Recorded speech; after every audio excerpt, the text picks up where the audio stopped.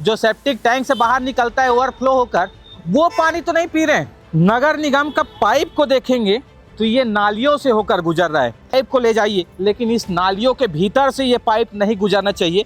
ये high court का सीधा आदेश है। डॉक्टर जो बताया तो दवाई खा लिए।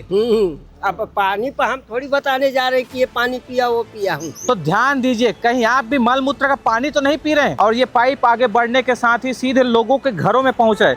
ये मैं किसी घर का कनेक्शन नहीं दिखा रहा हूँ, ये मैं दिखा रहा हूँ नगर निगम का वो पाइप।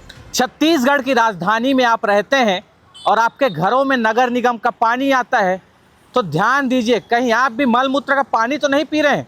जो सेप्टिक टैंक से बाहर निकलता है ओवरफ्लो होकर, वो पानी तो नहीं पी रहे हैं। मैं इस वक्त ऐसा इसलिए कह रहा हूं क्योंकि आप नगर निगम का पाइप को देखेंगे तो ये नालियों से होकर गुजर रहा है। और नालियों से होकर भी कहाँ गुजर रहा है? नाली के पानी के अंदर से।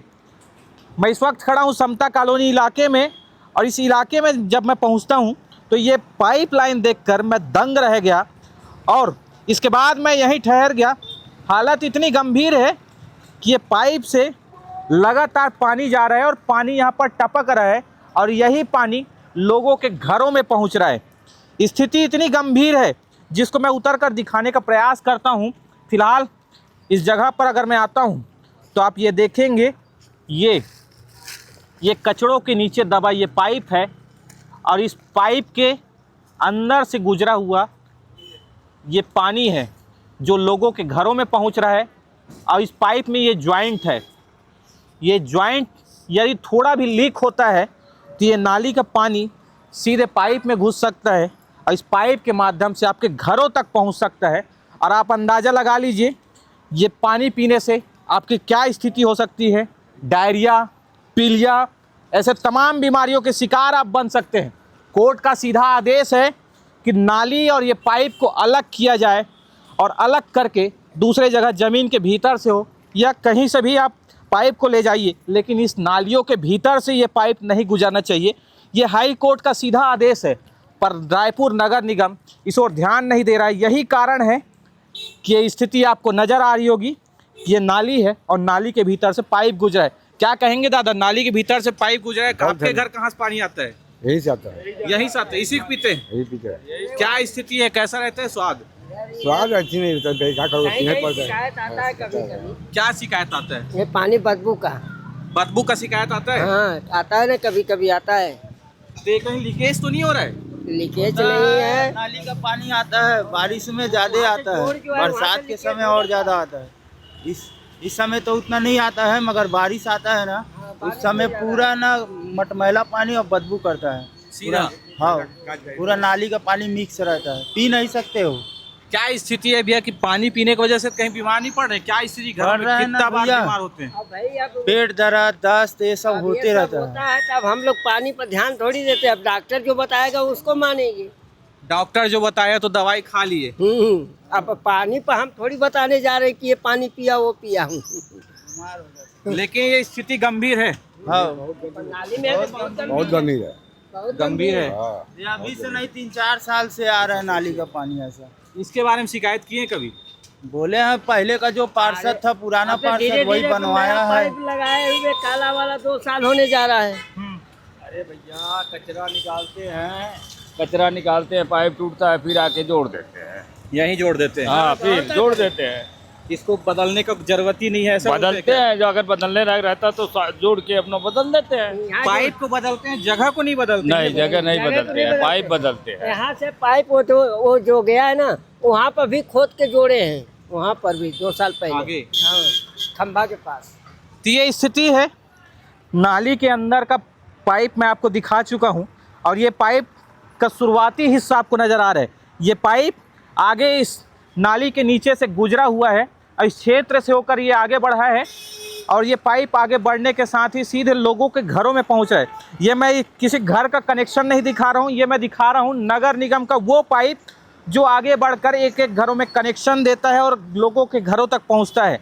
अब पाइप से अभी लगातार पानी का रिसाव हो रहा है, मतलब कि अभी पानी जा रहा है लोगों के घरों में, क्योंकि अभी शाम का 5 बजे का वक्त हो चुका है। इस वक्त लोगों के घरों में पानी सप्लाई होता है, लेकिन उस वक्त की स्थिति क्या होगी जब ये पाइप बंद रहता होगा, यहाँ से पानी सप्लाई बंद रहता होगा और ये नाली के अंदर ये पाइप पड़ा हुआ है।